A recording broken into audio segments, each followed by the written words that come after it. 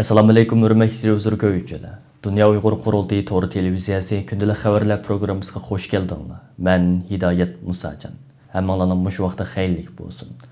Aziz görürmənlər, tövəndə diqqətinizlər bugünkü xəvərlər proqramımızın təfsilatında bolsun.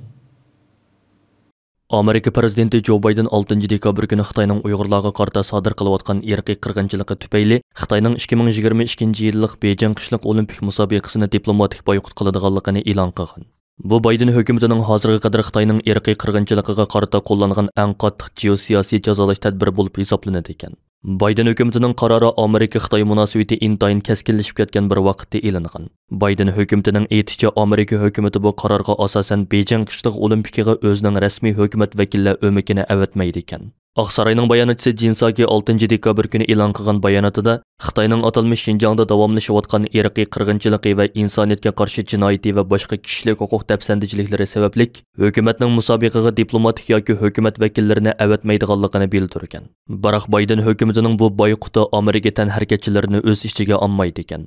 Jinsaki biz Amerika komandasidagi tanharakatchilarni to'liq qo'llaymiz. Biz vatanda turib ularni olqishlash bilan bir vaqtda ularning 100% orqasida turamiz. Biroq biz bu musobaqaning davringiga hassa qo'shmaymiz degan. Biden hukumati kishilik huquq tashkilotlari va Amerika davlat majlisining ba'zi a'zolarining Beijing qishliq olimpikini umumyuzlik boykot qilish to'g'risidagi qattiq besimga uchrayotgan bir paytda uningga diplomatik boykot e'lon qilgan. Navbatda Amerikaning boshqa ittifoqdoshlarining Oqsaroyning bu qarorga agishadigan yoki agashmaydiganligi va yoki Xalqaro Olimpik komitetining qanday inkos qaytardiganligi texi aniq emas. Ilgari Kanada, Avstraliya, Angliya qatorliq davlatlar diplomatik boykot qilishni o'ylashayotganligini aytgan edi. Ma'lum bo'lishicha Oqsaroy qishliq olimpikni diplomatik boykot qilishning bir qancha soat oldida Xitoy tashqi ishlar ministrligining bayonotchisi Zhao Lijian xalqaroning Beijing olimpikini boykot qilishga qarata qat'iy qarshi tadbirlarni oladiganligini bildirgan. Ammo u qanday qarshi tadbirlarni oladiganligini aytmagan. Bu Amerikaning 1980-yili Moskva yozliq olimpikini to'liq boykot qilgandan beri ikkinchi qitim olimpik musobaqasini rasmiy diplomatik boykot qilishidir. 5 oktyabr tushdan keyin Dunya Uyg'ur Qurultiyi, Amerika Uyg'ur birlashmasi va Uyg'ur kishilik huquq qurilishi birlashib, Firefox shahridagi Uyg'ur markazida Dunya Uyg'ur Qurultiyi rahbarlik kollektivining Amerikadagi bir qism Uyg'ur jamoati bilan uchrashish faoliyati uyushtirdi. Mazkur faoliyatning amaliy ahvoli Uyg'ur kishilik huquq qurilishining to'rbeti orqali naq maydondan bevosita tarqatildi. Sharq Turkistonning istiqlol marshi bilan boshlangan mazkur faoliyatda oldi bilan Dunya Uyg'ur Qurultiyining yangidan saylangan muavin raisi Zubayra Shamsiddin so'z elib, bu qitimga uchrashish haqida qisqacha tushuncha badi va Dunya Uyg'ur Qurultiyi raisi Dolqin Aysa bilan Qurultay ijroiya komitetining raisi Ömer Qanat apandilarni ko'pchilikning savollariga javob berish uchun sahnaga taklif qildi. Faoliyatning kun tartibi bo'yicha Dunya Uyg'ur Qurultiyining raisi Dolqin Aysa so'z oldi. U o'tgan bir necha yilda Dunya Uyg'ur Qurultiyining Xitoyning Sharq Turkistondagi irqiy qirg'inchiligi va bostirish qilmishini Amerika va Yevropa hukumatlariga ma'lum qilish, ularning diqqatini bu masalaga jalb qilish, shuningdek har qaysi hukumatlarning bu vaqtda dastlabki qadamda ba'zi tadbirlarni ilishiga turtki bo'lish jihatlarida bir qism jiddiy faoliyatlarda bo'lganligini, bu jarayonda lager shohidlari va boshqa shohidlarning bayonlari orqali bu zo'r masalani dunyoviy tema sifatida o'ttirg'a qo'yishga tirishganligi qatorliq masalalarni so'zlab kelib, zulmning bo'lishi bir masala, uni dunyoga bildirib, ularni bu jihatda bir tadbir ilishga da'vat qilish yana bir masala deb ko'rsatdi. Dolqin Aysa so'zining davomida navbatdagi Uyg'urlarning vaziyati ularning Xitoy bilan birga yashashga hech qanday sabab ko'rsatmaydigan holga tushirib qo'yganligini, shunga o'zining mustaqil davlatini qurmoqchi bo'lgan Uyg'urlarning bu nishonga yetishdan burun, shundaqla tashqi dunyoning yordamiga ega bo'lishning oldida o'zlarining demokratiya asosida ish ko'ralaydiganligini bildirib qo'yishi lozim ekan. Chunki Xitoy hukumati Uyg'urlarni tashqi dunyoga terrorchi va oshqon deb tashviq qilish orqali o'zlarining Uyg'urlarni bostirishini yo'lliq qilib ko'rsatayotgan ahvolda bu texmi muhim ekan. Shuningdek keyin Dolqin Aysa Dunya Uyg'ur Qurultiyining Sharq Turkistondagi qirg'inchilik, muhojiratdagi Uyg'ur da'vosi, mushkulotda qolgan Uyg'ur musofirlarni qutqizish qatorliq jihatlarda qilgan bir qator amaliy xizmatlardan tushuncha berdi. Orqadan yillardan buyon Sharq Turkistondagi qirg'inchilik va zulmni tashqi dunyoga anglitishda ko'krak kerib o'tirg'i chiqqan lager shohidlaridan Mehrgul Tursun, Tursunay Ziyovuddin, Zumrat Davud qatorliqlarga hurmat guvohnomasi tarqatib berildi.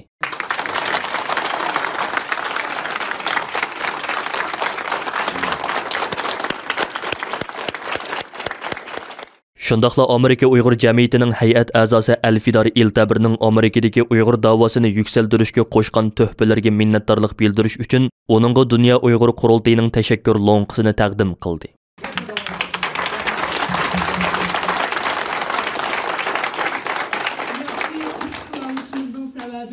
o'xshash xalqning, jamoatning hammasini qo'llab bergani men sizlarga rahmat aytaman.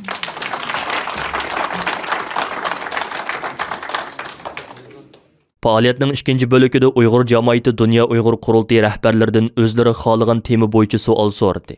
Shu qatorda Dunya Uyg'ur qurultiyining xizmatlari, bu jihatdagi masalalar, talash-tortish qilinayotgan kun tartibidagi masalalar bo'yicha ko'plagan savollar o'tirg'i qo'yildi.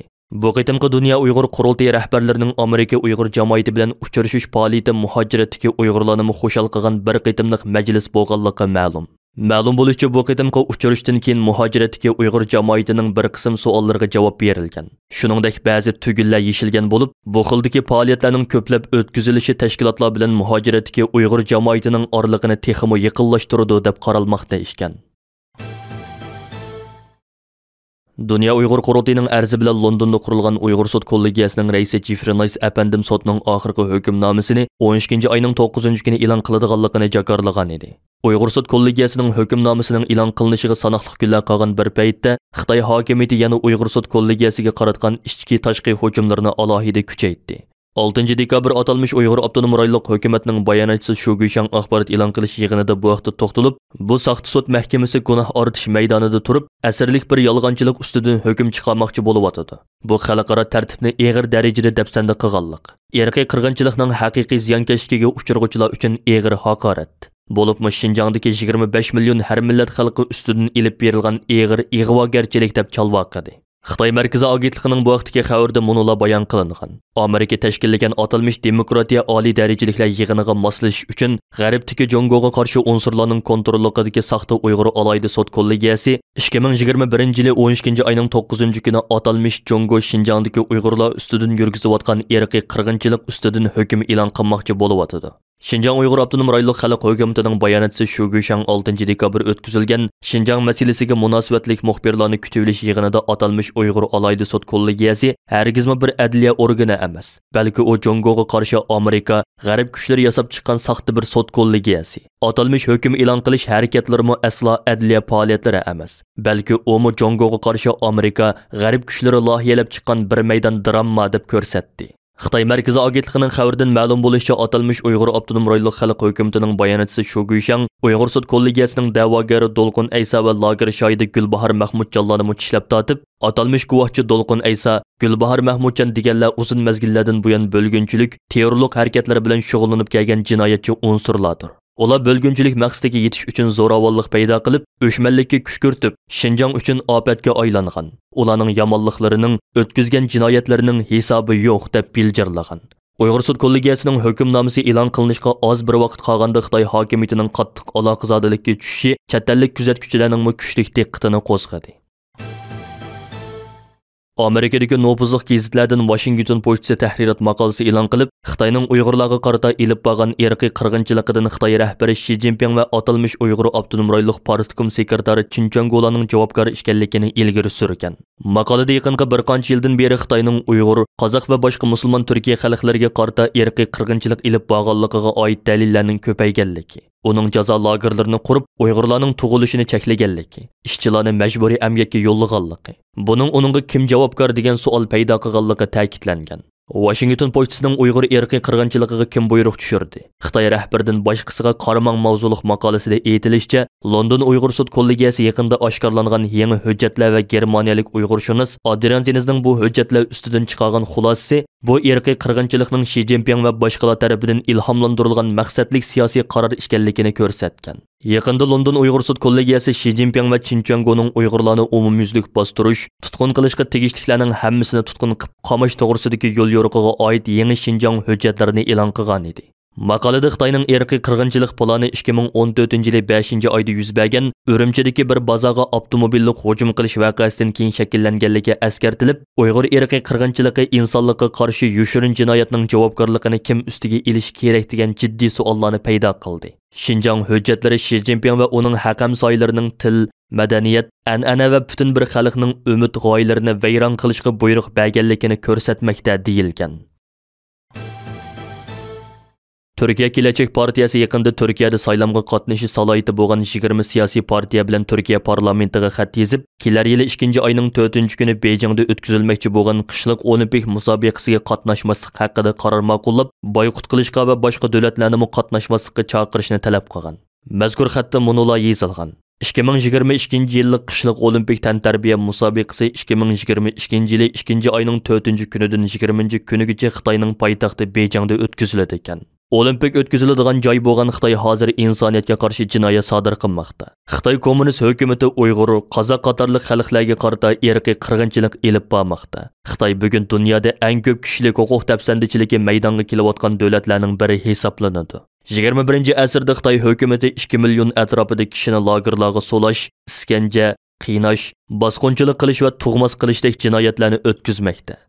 Gelecek Partiyası tarafidan avatilgan bu chaqiriq xatida Türkiye parlamentining Xitoyda o'tkazilmoqchi bo'lgan qishliq olimpikga qarshi qaror qabul qilishi kerakligi ta'kidlanib, monolar yozilgan. Amerika hukumati, Angliya, Kanada, Gollandiya va Litva qatorliq davlatlarning parlamentlari Xitoyning Sharq Turkistonda elib berayotgan bostirishlarini irqiy qirg'inchilik deb bekitdi. Bundaq bir vaziyatda biz Türkiye'nin asası kanunu bo'yicha qurilgan siyosiy partiya bo'lish sifatimiz bilan hamma birdek Sharq Turkistonda elib berilayotgan irqiy qirg'inchilikni Xitoyning darhol to'xtatishi uchun Türkiye parlamentini oldi bilan Beijing qishliq olimpik tantarbiya musobaqasini boyqut qilish qarorini ma'qullikdan o'tkazishini va boshqa davlatlarni buni boyqut qilishga chaqirishini talab qilamiz.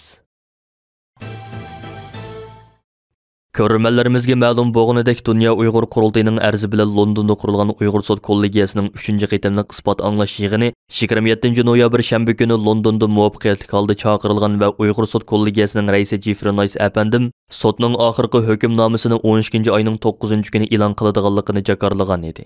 Muhojiratdagi Uyg'urlar hozirdan boshlab Uyg'ur sud kollegiyasining bu yil 12 oyning 9-kuni e'lon qiladigan hukmnomasini taqozolik bilan kutmoqda. Chet ellik kuzatuvchilarning Hatta Xitoy hokimiyatining diqqat e'tiborimi Uyg'ur sud kollegiyasining oldimizda chiqaradigan hukmiga markazlashdi. Dunya Uyg'ur Qurultiyining 2020 yili 9-oyda mustaqil Uyg'ur sud kollegiyasining qurilishini tashabbus qilishdagi tub maqsadi Xitoy hokimiyatining Uyg'urlar ustidan yurgizayotgan irqiy qirg'inchiligini xalqaro qonuniy tartib va qonuniy asoslar bo'yicha to'liq dalillab chiqishdan iborat dedi. Uyg'ur sudi qurilgandan buyon hozirga qadar jami 3 qitim isbot anglash yig'ini chaqirildi va bu jarayonda chet ellik va Sharq Turkistonliklardan bo'lib 70 nafardan ortiq kishi guvohlik berdi. Uyg'ur sud kollegiyasi tarafidan alohida taklif qilingan 30 dan ortiq tadqiqotchi 10,000 soatdan ortiqroq vaqt sarf qilib 500 dan ortiq guvohchining yozma guvohligini o'z ichiga olgan necha 10,000 betlik hujjatlarni tekshirib chiqdi. Ondaqda Uyg'ur sotiga hozirga qadar sunilgan arzlar va sotda berilgan guvohliklar Xitoyning Uyg'ur irqiy qirg'inchiligini qonuniy asoslar bo'yicha dalillab chiqish uchun yetarlikmi? Uyg'ur sotining qandoq bir hukm chiqarish ehtimolligi bor. 12 oyning 9-kuni London vaqti ertagan soat 9da Londondagi sud o'tkazilgan Chur saroyida boshlanadigan va taxminan 2 soat davom qiladigan hukm e'lon qilish yig'inining amaliy ahvoli va suddan keyin Dunya Uyg'ur Qurultiyining bu vaqtda e'lon qiladigan axborot e'lon qilish yig'inining amaliy ahvoli sizlar ko'rayotgan Dunya Uyg'ur Qurultiyi to'r televiziyasining YouTube kanali orqali naq maydondan bevosita tarqatiladi. Bu tarixiy fursatni qochirmang va stansimizning YouTube sahifasiga tezdan obuna bo'lishni unutmang. Hurmatli ko'ruvchilar, yuqorida Dunya Uyg'ur Qurultiyi to'r televiziyasi kündəlik xəvərlər pirugrammısini diqqətinizə sunduq. Keyin qaytımlıq proqramımızı görüşəylik. Görüşkən mən boğaysılar. Xeyri xoş.